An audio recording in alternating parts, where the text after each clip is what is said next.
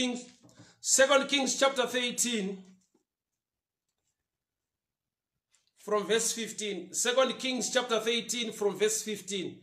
2 Kings chapter 13 from verse 15, and I'll read. Elisha said, "Get a bow and some arrows," and he did. "Take the bow in your hands," and he said to the king of Israel. When he had taken it, Elisha put his hands on the king's hands. "Open the east window," he said, and he opened it. "Shoot," and he shot. "The Lord's arrow of victory and the arrow of victory over Aram," Elisha declared. "You will completely destroy the Arameans at Aphek." Then he said, "Take the arrows," and the king took them. Elisha told him, "Strike the ground." He struck it 3 times and stopped. The man of God was angry with him and said, "You should have struck the ground 5 or 6 times. Then you should have defeated Aram and completely destroyed it. But now you will defeat it only 3 times.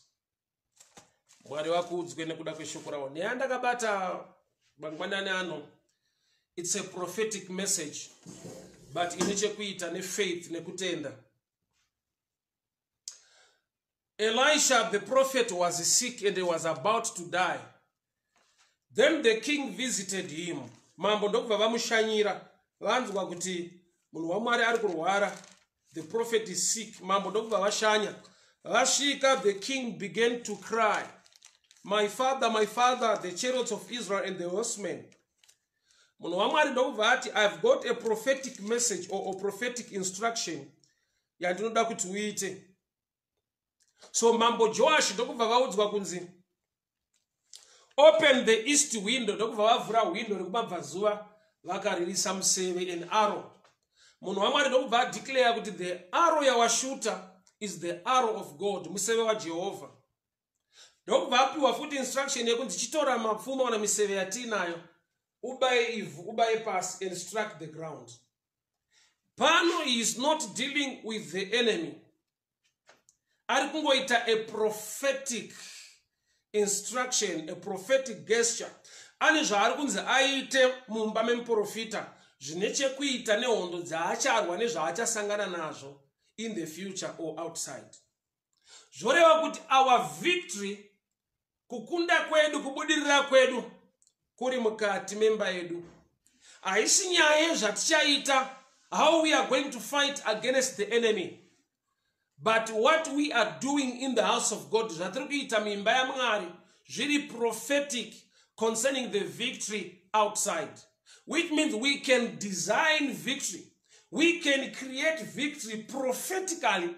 Tichizviita tiri mumba medu, but zvine ma positive results or negative results outside tabuda. So the prophet ari kudila na Mambo Joash, ari kumupa kuti and my instructions yekuita ari prophetic, anogona kumuwanisa victory in the future. So zvanzi rilisa museve wekutanga ndobva zvanzi one for the Lord, arrow of victory against Syria or against Aram. Ndobva zvanzi chitora mapfumo miseve ubaye pasi pa ground. Bible note, and the king struck the ground 3 times. The king struck the ground 3 times. Remember kuti prophet avana kuudza mambo kuti bayai pasi kangari. Prophet avana kumention a number or a figure or how many times to strike the ground. The instruction was struck the ground, just like that. But mambo pavakabaya rutatu, the prophet was not happy. The prophet was not happy. So there is a question there now. How can the prophet that samwe iwo vasina kuudza munhu a number or a figure how many times to strike the ground? Same prophet ari kutsamwira Mambo Joash vabaya pasi rutatu. Ndokuti ati hanzi you should have struck the ground many times, 5 times or 6 times. Why have you stopped? kureva kuti tine zvinhu zvatinogona kumira tichimisa victory or favor in the future. Mambo vari supposed to buy a ground many times, but he only struck the ground 3 times. Elisha ndobva apa a prophetic word rekuti uchangokunda vaSyria 3 times. Zvoreva kuti mambo paanga achibaya on the ground, he was dealing with the enemies of the Syrians prophetically. Mambo pavaibaya pasi vaitorwa neenemy vaitokunda, but ndoda tuone picture ikana munhu achitora mapfumo achibaya on the ground. Zvinoreva kuti mapfumo ake haarambe ari sharp, anobenda. Kunobaya kuye kana uchibaya nako on the ground hakurambe kuri sharp, kunobenda, kunokokonyara. Which means dzimwe nguva chakapa mambo pfungwa yakuti let me just strike the ground 3 times. Ari kuti maybe in the future panozoita hondo dzacho I need weapons, I need arrows to use. Saka ari kuti I'll just reserve many, ndongobaya 3 times. Yet paabaya 3 times ndo the number of victory. Mazhinji aasiya ari sharp haagone kumupa victory. Ndinoda kuti ndinzwe baba. Mapfumo aatora akabayisa pasi ndo ane number ye victory. Mapfumo aasiya achingwareserve ari sharp ari paside, ari kutrusta kuti maybe panozoita battle I'll use them, haasi kuzomupa victory even ari sharp. Hama dzangu pane nayo nditaure pano pamusoro pezvakaitwa naKristu Jesu kana tatenda mazviri. Isiri nyaya yekugona kwedu, isiri nyaya yekuziva kwedu, isiri nyaya yekuti how sharp we are, but yekungoziva kuti kuna akabayiwa nepfumo parutivi, ropa nemvura zvikaerera. Izvozvo ndo zvinotipa kukunda zveropa raKristu Jesu. Shoko rinoti vakakunda neropa regwayana uye nekupupura kwemiromo yavo. Zvoreva kuti kukunda kwedu kwakavigwa munhau yeropa raKristu. Kukunda kwedu kwakavigwa pakutenda uye nekupupura kwemiromo yedu nekuda kwebasa rakaitwa paCalvary. So pano mambo vari kuti I'll reserve the arrows for the battle. Yet losing the arrows in the prophetic house is a picture of victory in the future. Saka atora mapfumo akatanga kubaya pasi. Mfungwa make ndokubva mauya pfungwa yakuti why are you losing the arrows or why are you destroying the weapons? Kana kune ma future battles aunozoda kurwa, reserve some. Pfungwa iyoyo ndo yakaita kuti abaye rutatu arigere kubaya kakawanda, trying to preserve or reserve some arrows. Yet zvaari kungobaya rutatu ndo victory yaanongowana only 3 times. What's the revelation behind that? The word of God is like a double-edged sword. It's a double-edged sword. Shoko ra Mwari ibanga rinocheka kwese. Shoko ra Mwari ndiro the sword of truth. Shoko ra Mwari ndiro pfumo rezvokwadi. So uyu paatora mapfumo achibaya pasi, ishoko ra Mwari riri kubaya nyama. Men munhu wakasikwa kubva muguruva revhu. When we talk of earth or ground, we are talking about men in the prophetic area. Zvoreva kuti paatora mapfumo achibaya pasi, ishoko raatenda riri kudhila nenyama yake. But iye atora shoko ndokubva angobaya rutatu, which means there are times yekuti shoko parinouya richichallenge our own desires, richichallenge zvishiyo zvedu nezvimwe zvatinoita. Pane pekuti tine ratinogona kugamuchira, but tosiya a certain area yekuti tinoona sekunge ichallenge kana kuti hazvigoneke, yeti Mwari vachida kuti tiite saizvozvo. Okay, I will explain again. Pfumo riri kubayiswa paground. Ishoko raMwari riri kubaya nyama, riri kubaya munhu, nokuti ground is man, the sword is the word. So uyu muprofita ari kuti shoko raunotenda kuti rikushande ndo rinokushandira.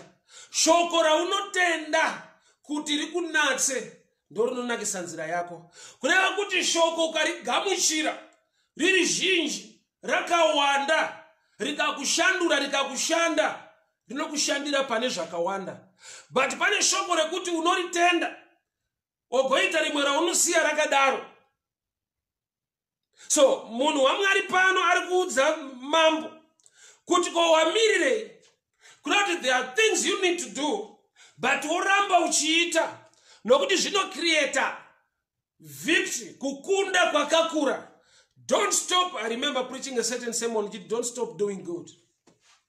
Nyangwe kune vanhu vasingagamuchire, nyangwe kune vanhu vasingatende, nyangwe kune vanhu vanokutsondora kana kukurwadzisa paunoita chakanaka. Some people, they pay you in a way inorwadza after doing something good to them, but izvozvo zviregere kukubata. Why? Nekuda kuti ukatarisa the life of Moses, I love the story of Moses. Moses chakaita kuti anorora kumba kwa Jethro aenda kuMidhiana. Ane chakanaka chaakaita kuvanasikana vaJethro, vaida kuchera mvura patsime vachidziviswa nevamwe vafudzi vemakwai. Ndokubva apindira munyaya yacho, akabatsira vasikana vakachera mvura. Vaenda kumba kwavo vakanotsanangurira baba wavo. Baba vakati ko murume mamusire. Then Moses came into the picture. Ndokubva apinda muwanano. But kuri kubviwa naMoses kuEgypt aitotiza hama dzake dziri kuda kumutengesa kuna Faro. Akatoitawo chakanaka, akarwira an Egyptian, hama yake muHebrew against the Egyptian. But vanhu ivava havasi kuappreciate, havasi kutenda. Saka Moses wakatiza hama dzake, but asvika patsime kuland of Midian, aone dambudziko rine vanasikana vaJethro. Haana kuti adzise hama dzangu, kana kuti haana kuti vanhu vagara havatende. Ndakaitira hama dzangu chakanaka, but izvezvi ame fugitive, ndiri kutotiza nokuti vanoda kutitengesa. Akaramba aine that heart, ikamuconnecta to work, ikamuconnecta to relationship, ikamuconnecta to calling. Kuramba achiita zvakanaka. So pano mambo vari kubaya on the ground nepfumo, asi ndokubva vabaya katatu. And the prophet was not happy. Komprofita anotsamwirei asina kutaura nhamba.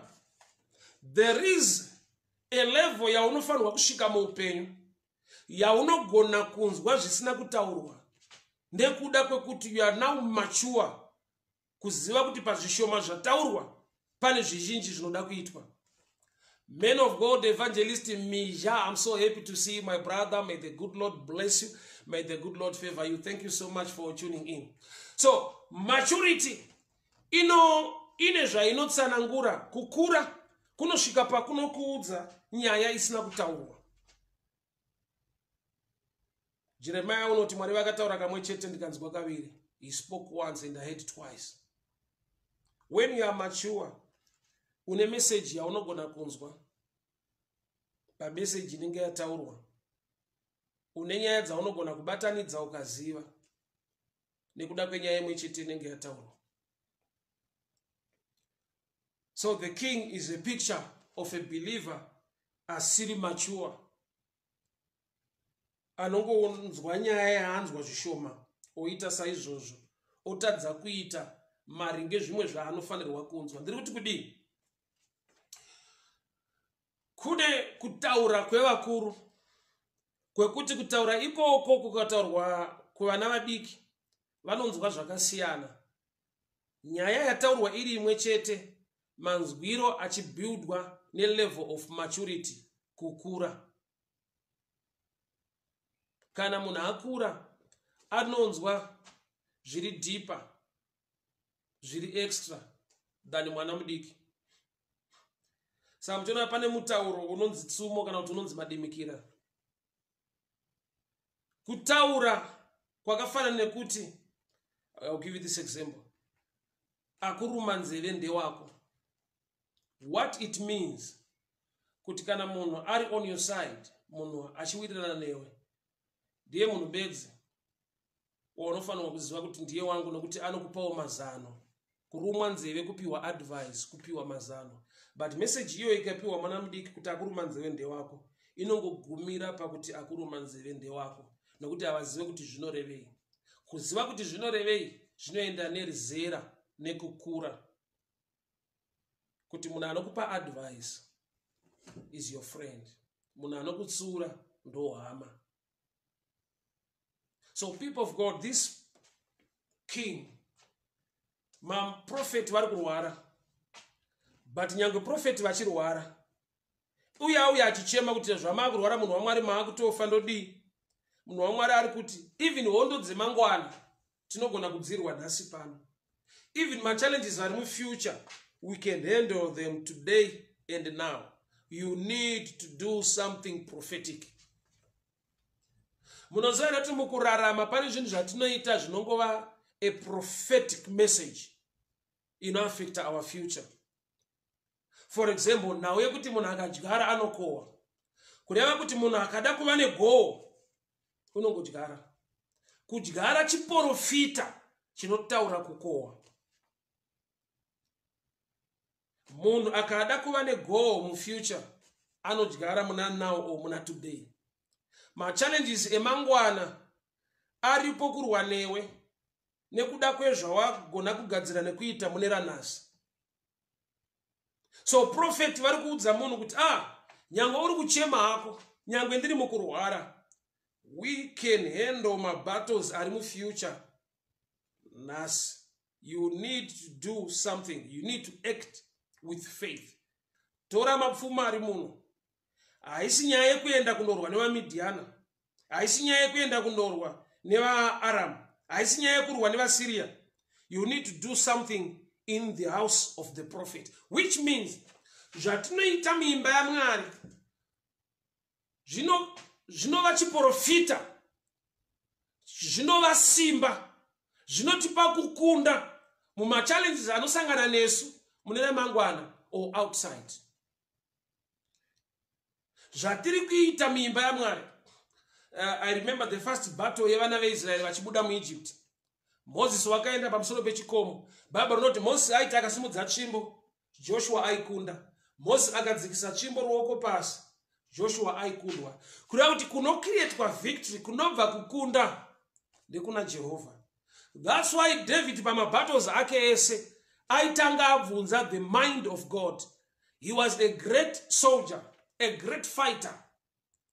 Asi aitanga apinda muprayer obvunza Mwari, ndotevera here Ishe, ndinokunda here. Kurati David waitoziva kuti kukunda kunobva kuna Jehovah.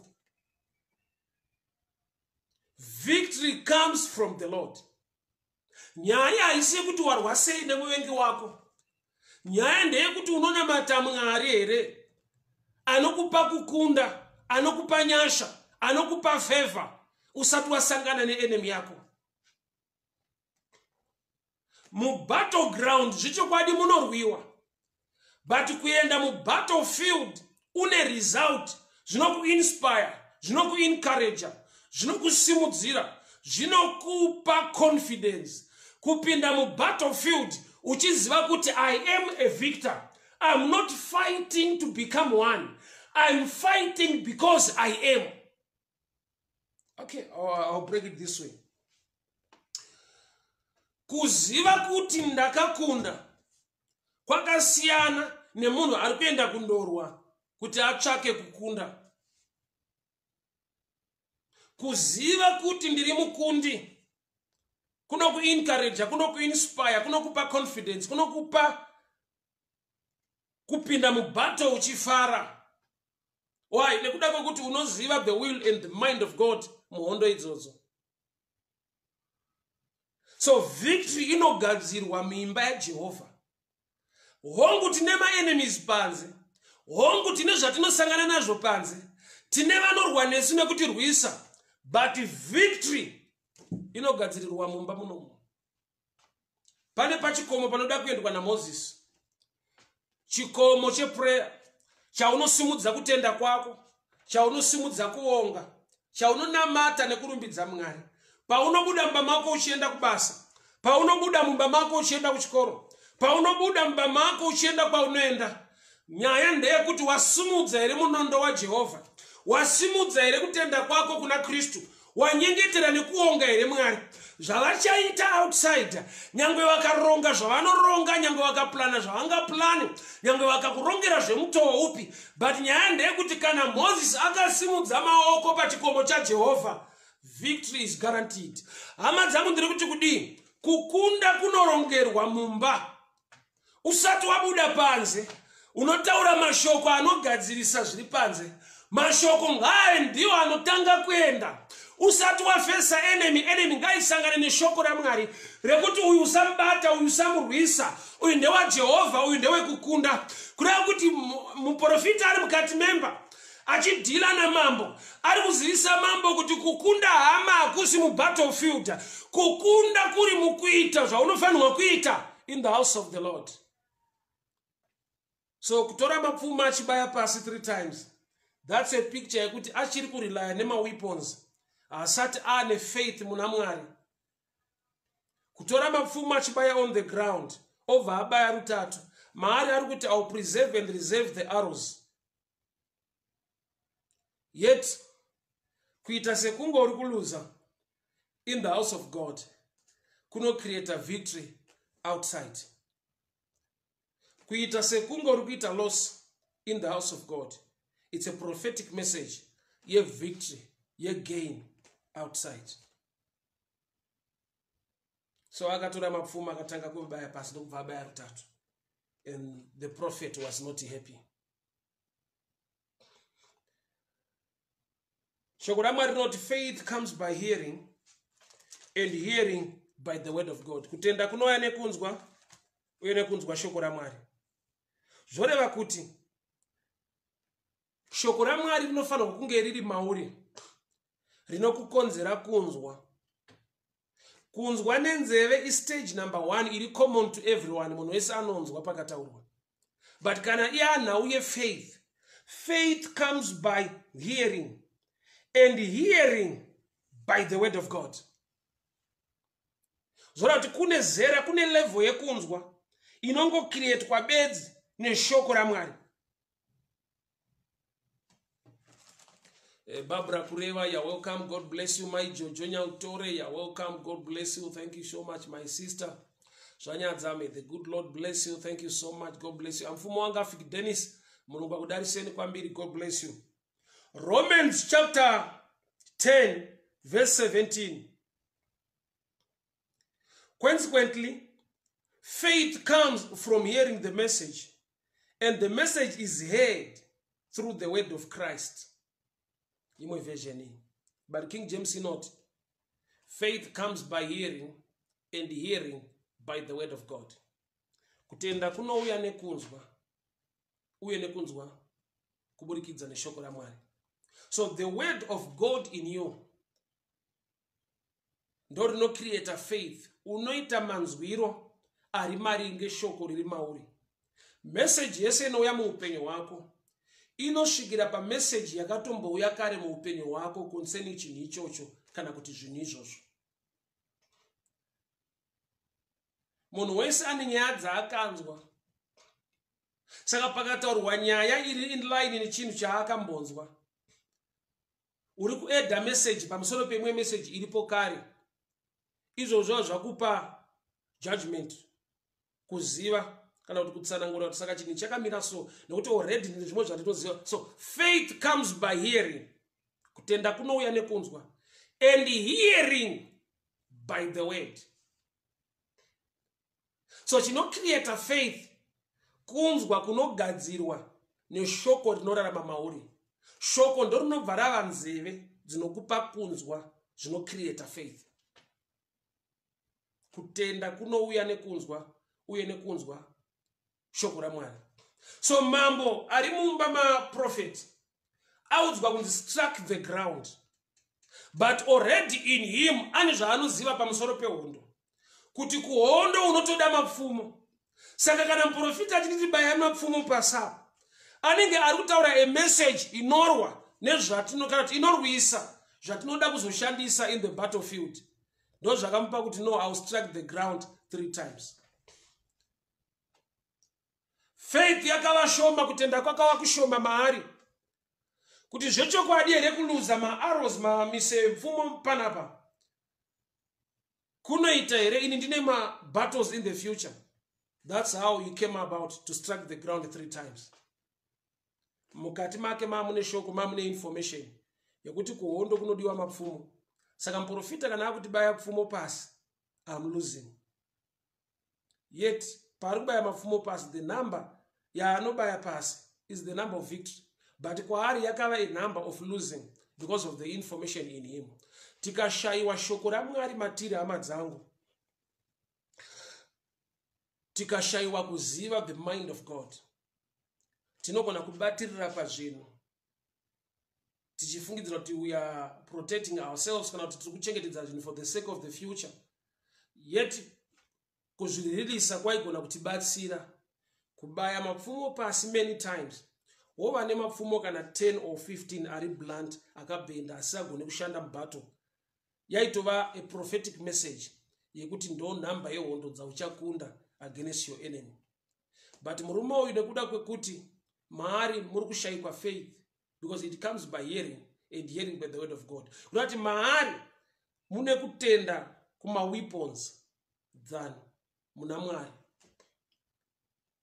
Hama dzangu, tinogona kuzunganidzira zvatinotizunganidzira, tinogona kuva nema connections atinokonektana nawo muupenyu, but victory comes from the Lord. Favor comes from God.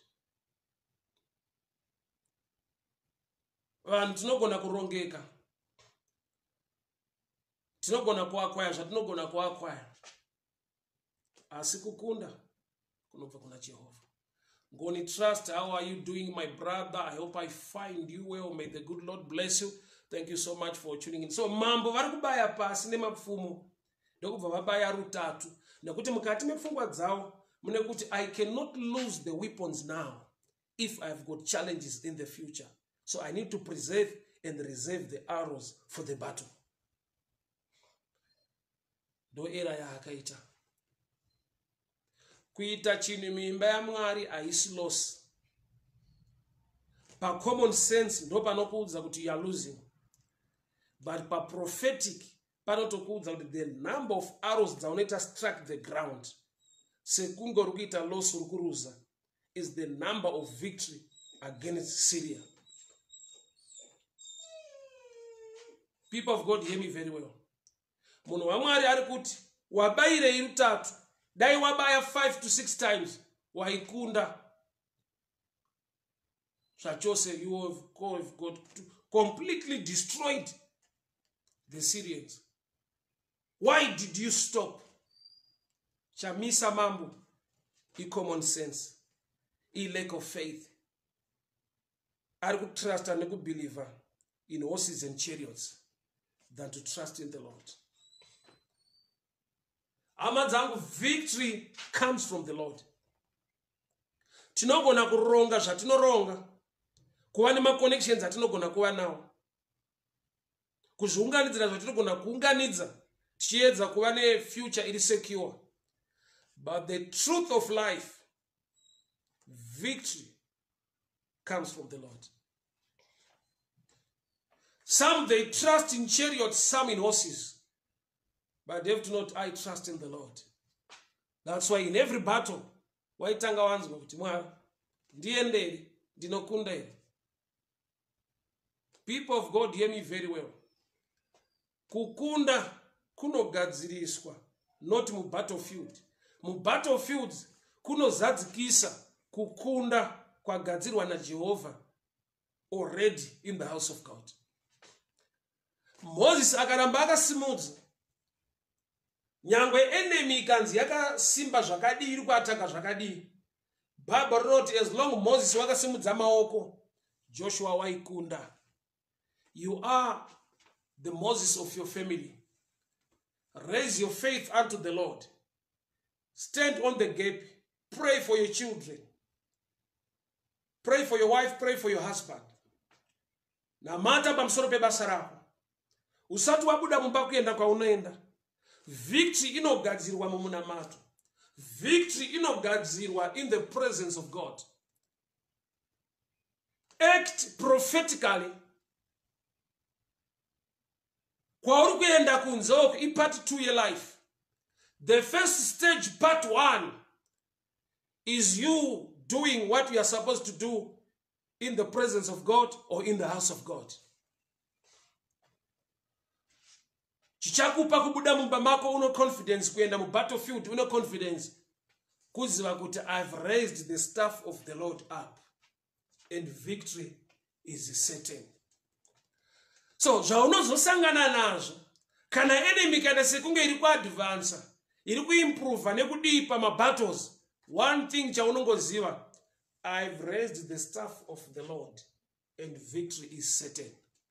Saka shoko richiti vakakunda neropa regwayana uye nekupupura kwemiromo yavo.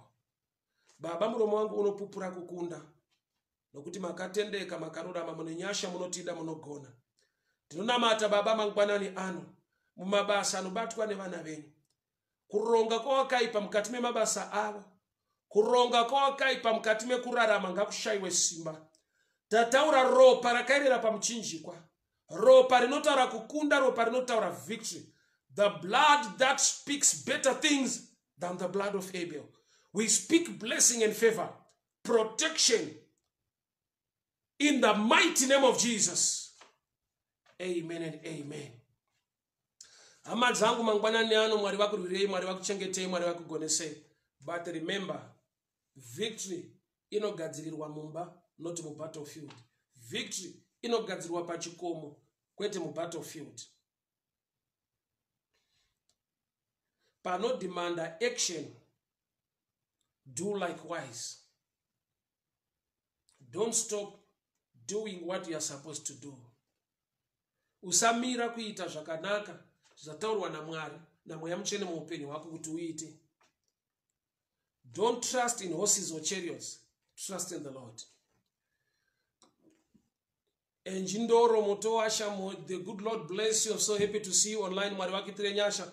My sister Gertrude Zanyaja Shanje, may the good Lord bless you.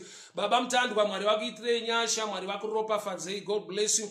My Jojonya Utore, a blessed morning to you. Mwari vakitire nyasha, my Muvira Nyamunda, God bless you. Mfuma Fik Dennis, may the good Lord bless you. Thank you so much for tuning in, people of God. Pauline Mdikani, Mwari vakitire nyasha. Brian Hotspot Mafua, may the good Lord bless you.